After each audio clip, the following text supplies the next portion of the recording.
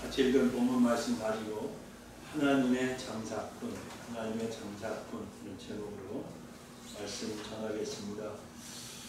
예수님이 나이가 30 되셨을 때 이제 공생애를 시작하시면서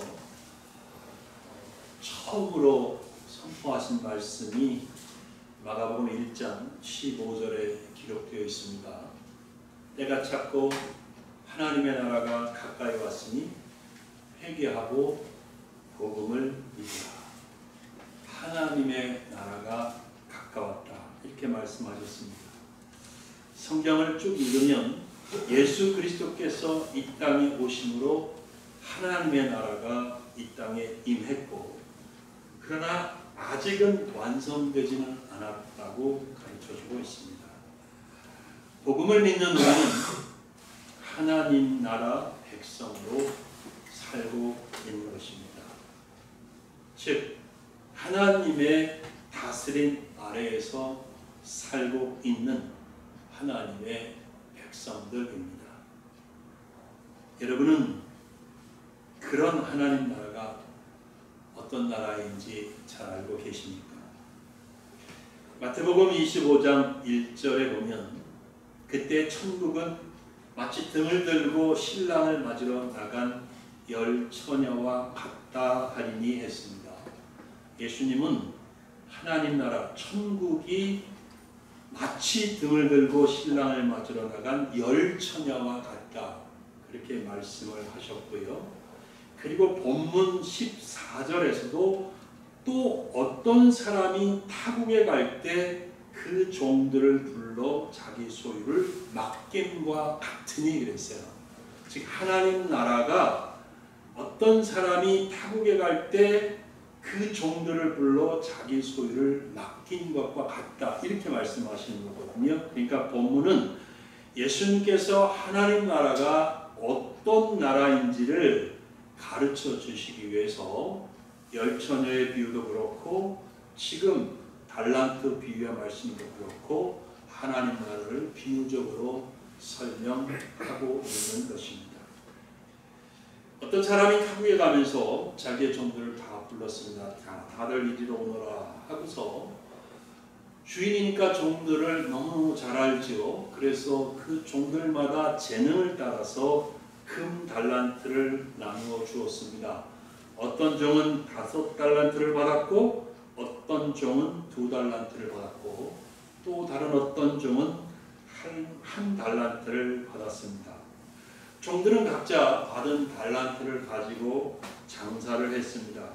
그리고 오랜 시간이 지났습니다. 주인은 돌아와서 종들을 다시 불렀습니다. 그리고 내가 없는 동안에 너희들이 내가 준 달란트를 가지고 어떻게 했느냐 하면서 결산을 했습니다. 자, 예수님 말씀은 하나님 나라가 이와 같다는 말이에요. 이해되십니까? 즉 무슨 말이냐 하면 하나님 나라는 이런 방식으로 통치가 이루어지고 있는 것이다 라고 말씀하시는 것입니다. 우리는 기독교인으로서 달란트를 받았습니다. 그렇게 믿으십니까? 우리는 달란트를 다 받았습니다. 그 달란트를 가지고 장사하고 있는 하나님의 장사꾼들입니다. 19절에 보면 오랜 시간이 지난 후에 주인이 돌아와서 달란트를 받은 종들과 결산하는 것처럼 우리도 언젠가 하나님 앞에서 우리가 받은 것을 가지고 어떻게 장사했는지 결산할 날이 올 것입니다. 본문은 하나님의 장사꾼인 우리 모두에게 아주 보배로운 가르침을 주고 있습니다. 배워보도록 하겠습니다.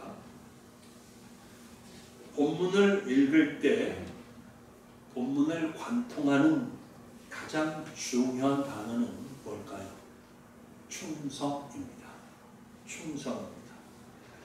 종들에게 금 달란트를 맡기고 멀리 갔다가 돌아온 주인은 종들을 불러서 결산을 합니다. 5달란트를 받고 장사를 해서 또 5달란트를 남겼던 종과 2달란트를 받고 장사를 해서 또 2달란트를 남긴 종을 주인은 칭찬하고 있습니다. 21절과 23절 말씀인데요. 두 구절이 글자 하나 다르지 않고 똑같이 칭찬했습니다. 21절은 5달란트 남긴 종을 칭찬한 말씀이고 23절은 2달란트를 남긴 종을 칭찬한 말씀인데 그 칭찬의 말이 글자 하나 다르지 않고 똑같다는 거예요. 같이 읽어볼게요. 시작. 그 주인이 이르되 잘하였도다 착하고 충성된 종아 내가 적은 일에 충성하였으며 내가 많은 것을 내게 맡기니 내 주인의 즐거움에 참여할지어다. 그랬습니다. 주인이 무엇을 칭찬했습니까? 다른 것이 아니라 잘하였도다 착하고 충성된 종아 그랬잖아요. 그러니까 뭘 칭찬한 거예요? 그들이 충성했다고 칭찬한 것입니다. 충성하면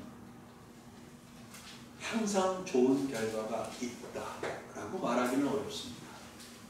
충성했는데도 좋은 결과가 안 일어날 수도 있거든요. 그런데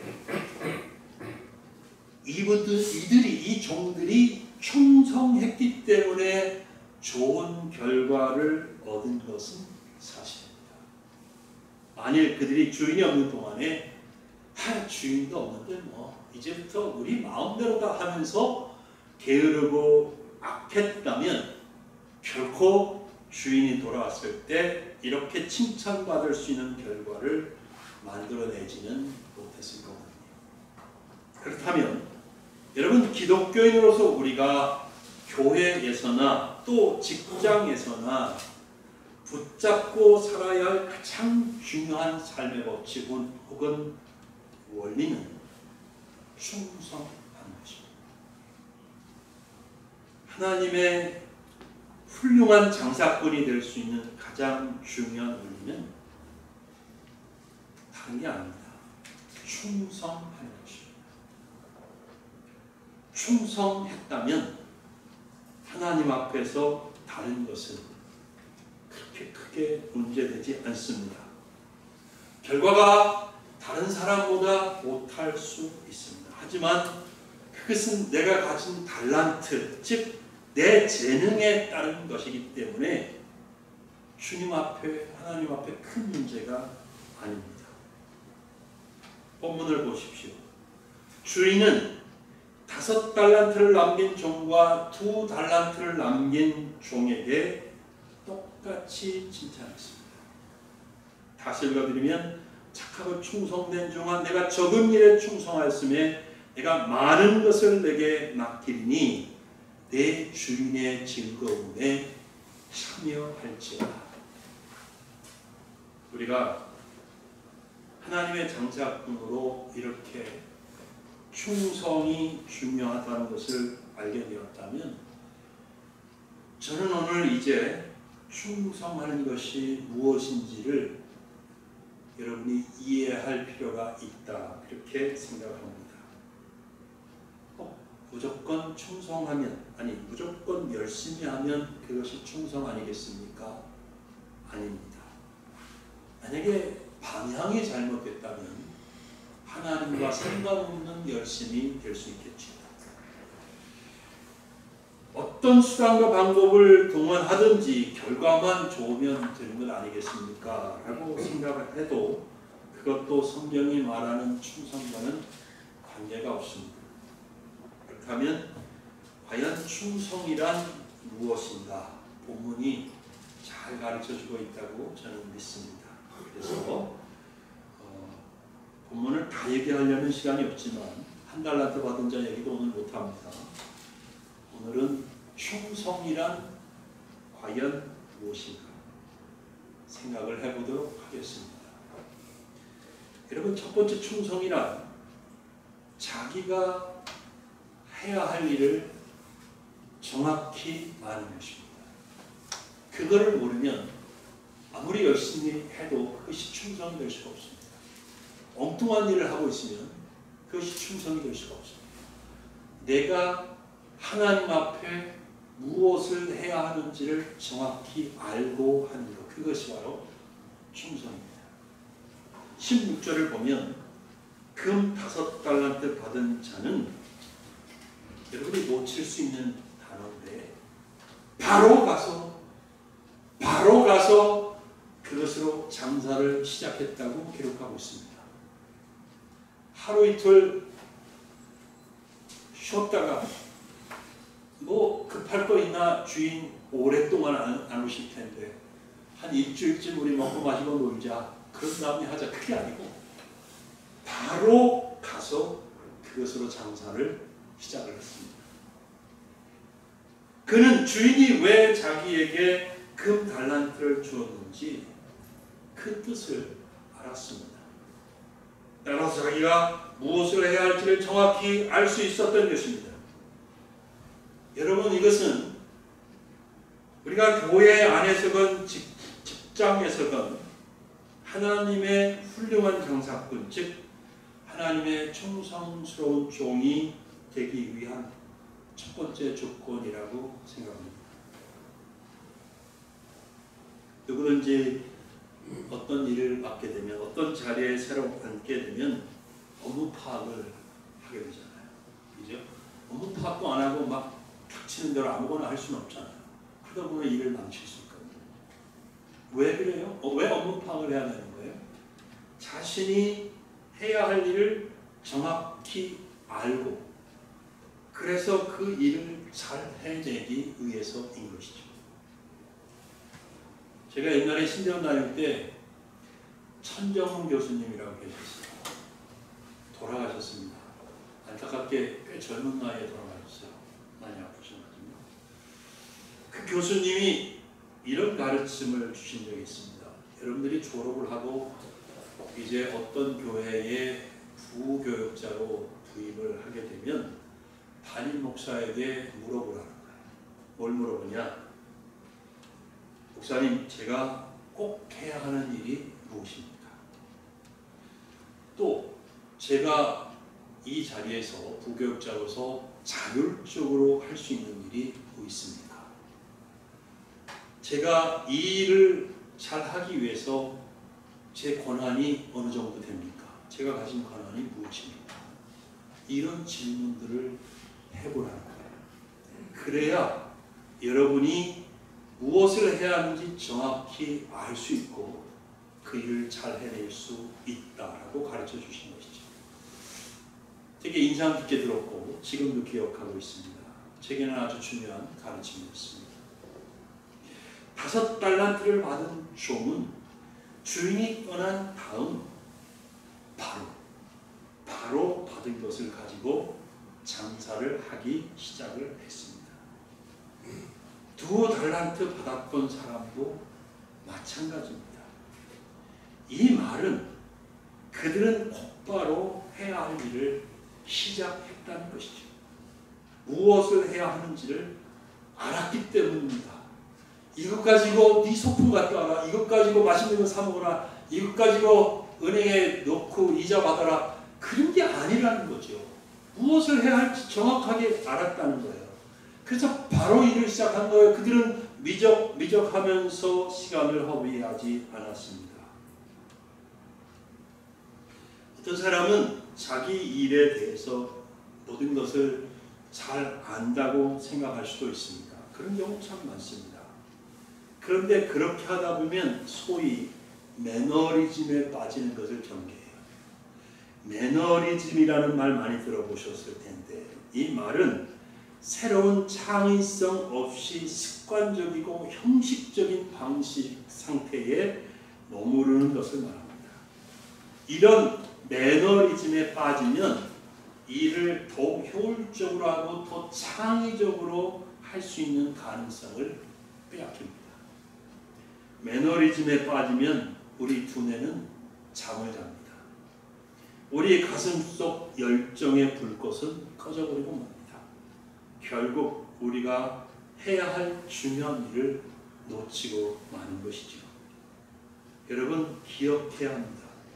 내가 할 일을 파악하지 못하면, 내가 하나님 앞에서 무엇을 해야 할지를 모르고 살면 모든 면에서 다 낭비하고 있는 것입니다. 허비하고 있는 것입니다.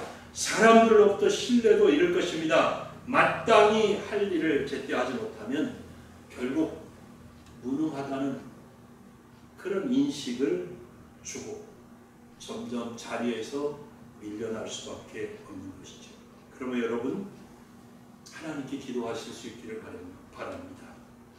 하나님께서 여러분이 우리 교회 안에서, 직장에서 무엇을 하기를 원하시는지 가르쳐 주십시오라고 기도하셔서 그 일을 깨닫고 할 수 있는 하나님의 일꾼들이 되시기를 바랍니다. 우리는 하나님 앞에서 해야 할 일을 정확히 파악할 수 있어야 되겠습니다. 하나님이 왜 나는 밤을 새고 일해도 피곤하지가 않은 그런 건강한 몸을 주셨지? 왜 그럴까요?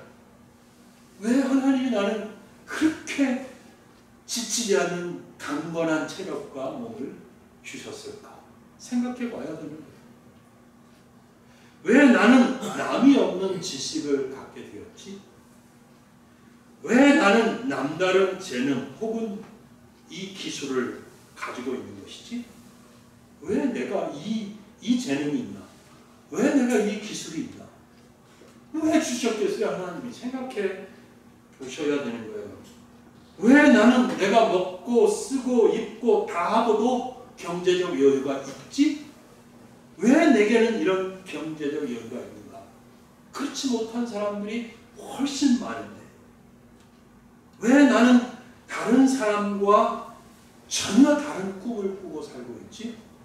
다른 사람들이 나를 이상하게 볼 정도로 다른 꿈을 꾼다면 거기에 하나님의 특별한 섭리가 뜻이 있는 건 아니겠습니까? 여러분, 여러분이 무엇인가를 가졌다면 거기에는 분명히 하나님의 뜻이 있습니다. 그것을 가지고 하나님의 장사꾼으로서 무엇을 해야 하는지 알 수 있는 은혜가 있기를 바랍니다. 그래야만 충성스러운 하나님의 종이 될 수 있습니다. 또 본문을 보면 충성이란 변하지 않는 것입니다. 변하지 않는 것입니다. 19절을 읽어보겠습니다. 같이 읽을게요. 시작. 오랜 후에 그 종들의 주인이 돌아와 그들과 결산할세. 종들에게 금 달란트를 맡기고 타국에 갔던 주인은 바로 돌아오지 않았습니다. 그의 여행은 아주 짧은 여행이 아니었습니다. 주인은 오랜 시간이 지난 후에 돌아왔습니다. 이 사실은 주인으로부터 충성스러운 종이라고 칭찬을 받은 두 사람은 오랜 시간을 견뎌냈다는 것을 의미합니다. 그 시간이 쉽지 않았을 거예요. 어떤 때는 지루하기도 하고, 어떤 때는 의욕이 없어지기도 하고, 어떤 때는 피곤해지기도 하고, 어떤 때는 좀 놀고 싶은 유혹도 생기고, 그러지 않았겠습니까? 그 오랜 시간 동안 변함없이 꾸준히 신실하게 자기가 하는 일을 했던 것입니다. 사실 일이 아무리 힘들고 어려워도 뒤에서 눈을 부릅 뜨고 감독하는 사람이 있으면 꾀를 못 부리죠.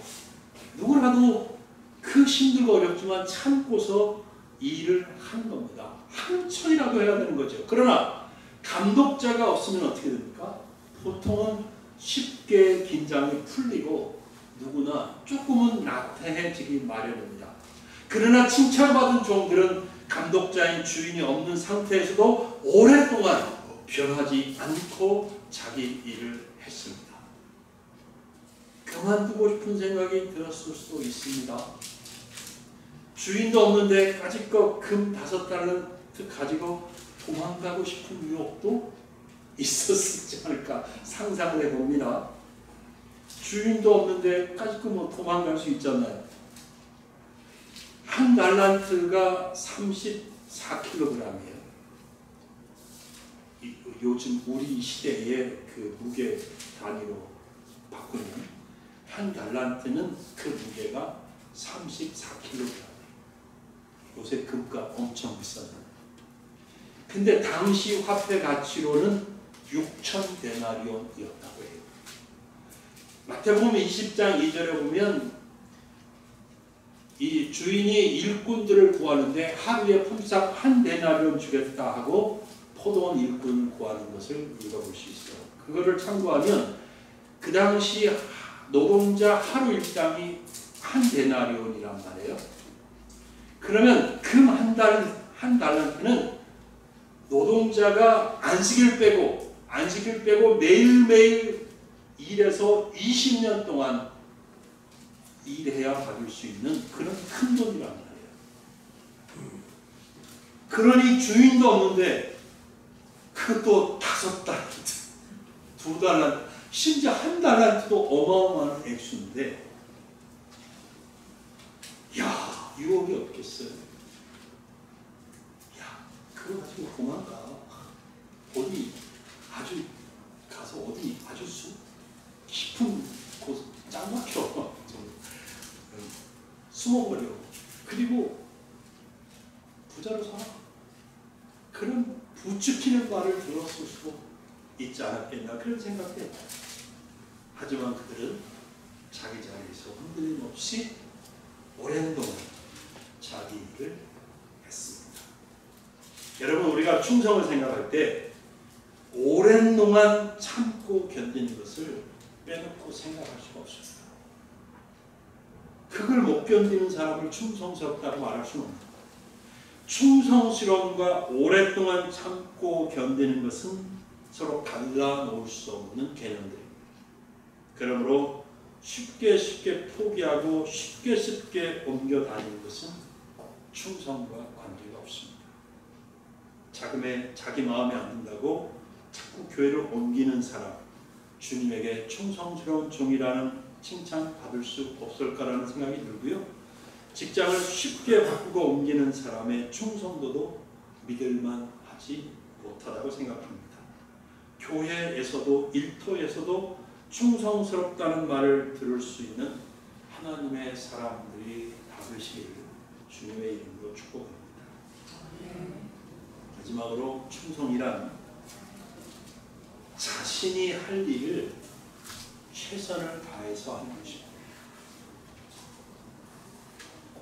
5달란트를 남긴 종은 5달란트를 가지고 장사를 해서 2배의 이익을 남겼습니다. 2달란트를 남긴 종도 받은 종도 2달란트를 가지고 장사를 해서 역시 2배의 이익을 남겼습니다. 이 달란트라는 말은 재능이라는 말이기도 한데 아까 물론 6,000데나리온이라고 말씀을 드렸습니다만 잘 와닿지 않죠. 쉽게 이렇게 생각을 해보는데요. 한 사람은 5억 원을 받았고 그 5억 원을 투자해서 또 5억 원을 벌었다. 그렇게 생각하고 2달란트 받은 사람, 이 사람은 2억 원을 받았는데 그것을 가지고 장사해서 또 2억 원을 벌었다. 이렇게 생각을 해보자고요. 2배를 남긴 거예요. 2배. 잘했습니다. 질문을 왜 하나, 저 의도가 뭔지를 모르기 때문에 섣불리 대답했다가는 틀릴 수 있으니 그냥 잠잠히 있는 게 좋겠다. 이렇게 생각하고 있는 거죠. 그냥 솔직히 대답해요. 잘했어요? 네, 잘했지. 근데 제 생각이에요. 대단히 잘한 것 같지 않아요. 그렇잖아요. 요즘에 사람들 대기업 하는 사람들도 보면 처음엔 조그만 돈 가지고 시작을 했다고 하는 사람도 많고, 그죠? 그렇잖아요. 사실은 2배 그렇게 큰 거 아니에요. 3배를 남길 수도 있고 4배를 남길 수도 있고 심지어 10배를 남길 수도 있는 거예요. 근데 2배? 그렇게 많은 것 같지는 않습니다. 제 생각에. 어떻게 생각하십니까? 근데 저의 생각은 중요하잖아요. 다른 사람들의 생각도 중요하잖아요. 누구 생각이 제일 중요해요? 주인의 생각. 주인은 다르게 생각했어요. 그러므로 우리에게는 주인 이외에 다른 사람들의 생각, 의견, 판단은 중요하지 않습니다. 주인이 어떻게 생각하냐가 중요해요. 그러니까 우리도 하나님이 나를 어떻게 생각하냐가 가장 중요해요. 다른 사람이 나를 칭찬해도 하나님이 나를 칭찬 안 할 수도 있어요. 그죠? 다른 사람은 나를 칭찬 안 하는데 하나님은 나를 칭찬하실 수도 있어요. 제 생각은 그렇게 많이 남길 것 같지 않은데, 그러나 오늘 본문의 주인은 이들을 칭찬했습니다. 뭐라고 칭찬했습니까? 착하고 충성된 주라고 칭찬했습니다. 주인은 이들의 재능을 따라 달란트를 맡겼다고 본문에 기록하고 있죠. 재능을 따라 했습니다. 그것을 가지고 장사를 해서 2배를 남겼을 때 주인은 그들이 정말 최선을 다해서 일했다는 것을 알게 된 것입니다. 만일 2배가 아니라 3배를 남겼더라도 4배를 남겼더라도 주인이 생각하기에 야, 네 재능 가지고 그리고 네 사업 장사 여건 가지고 6배는 10배는 남길 수 있었는데 3배는 남겼어? 4배 남겼어? 이렇게 생각한다면 충성했다고 말하지 않았을 거예요. 그치? 근데 비록 2배를 남겼지만 주인은 모든 것을 다 고려하는 거죠. 이 종의 재능, 그리고 그 시대의 경제적인, 그 기간 동안의 경제적인 상황, 그리고 여러 가지 고려할 것들을 다 생각해 보면서 아, 네가 2배를 남겼어? 그럼 너 정말 충성했구나. 알아주는 거예요. 주인은 그것을 알 수 있었던 거예요. 그래서 최선을 다한 것을 알았기 때문에 착하고 충성된 종이라고 칭찬한 거예요. 아멘. 그죠? 여러분, 저는 여러분이 가진 재능을 정확히 잘 알지 못합니다. 그동안 저에게 보여주지 않은 재능들도 많을 거예요, 여러분들이. 왜요? 일을 안 했으니까. 근데 하나님은 아십니다. 하나님은 아십니다. 남들과 비교하면서 더 잘했다는 생각으로 만족하지 않았으면 좋겠어요. 여러분이 충성스럽게 일했다면 더 많은 이익을 남길 수 있었다고 하나님은 생각하실 수도 있다는 것이죠. 또는 내가 남들보다 못하다고 낙심하지 않았으면 좋겠어요. 하나님은 이렇게 생각하실 수 있습니다. 야, 사랑하는 아들아, 사랑하는 딸아, 남들과 비교하지 마. 나는 너의 재능으로 충분한 결과를 얻었다고 생각해. 너는 충성스러운 종이야. 이렇게 생각하시고 말씀하실 수 있다는 거예요. 아멘. 그러니까 남들과 비교하면 안 돼요. 남들과 비교해서 당신은 왜 이것밖에 안 됩니까? 나는 왜 이것밖에 안 되지? 이거는 하나님의 나라의 통치 법칙을 모르는 일이에요. 중요한 것은 하나님 앞에서 나는 과연 내가 가진 달란트를 가지고 최선을 다하고 있는지를 점검을 하는 것이죠. 내가 받은 직분으로 하나님 앞에 최선을 다하고 있는지 늘 자신을 하나님 앞에서 살펴보는 것입니다. 그래서 충성했다면 결과는 중요하지 않습니다. 다시 말씀드릴게요. 성경을 보십시오. 결과가 실적이 어떻습니까? 10대 4예요. 10대 4. 많이 받은 사람, 많이 가진 재능을 많이 가진 사람은 많이 받아서 그만큼 남겼고, 그보다 재능을 덕게 가진 2달란트 받은 사람은 그 재능대로 2달란트를 받아서 2달란트를 남겼어요. 그런데 어쨌든 실적은 10대 4예요. 어떤 직장에서 한 사람의 실적이 다른 사람의 실적에 반도되지 않는다면 어떤 평가를 받겠어요? 네? 직장에 2사람이 있어요. 똑같이 과장이에요. 똑같이 과장인데 한 사람은 10을 실적을 남겼는데 한 사람은 4를 남겼어요. 그러면 회사에서는 또 직장인들은 어떻게 생각해요? 4를 남긴 과장은 무능한 과장. 저 과장은 10을 남겼는데 저 과장은 400개 못했네? 이러지 않겠습니까? 그게 세상이에요. 세상은 그렇게 돌아가요. 그래서 4를 남긴 과장은 부장 승진하기 어렵고 점점 밀려나는 거죠. 그러나 여러분, 하나님 나라는 다릅니다. 하나님 나라의 통치는 다릅니다. 하나님 나라는 실적으로 평가하지 않습니다. 하나님 나라에서 가장 중요한 것은 내게 주어진 달란트를 가지고 충성했느냐 아니면 뭐 했느냐? 불충성했느냐. 이거예요.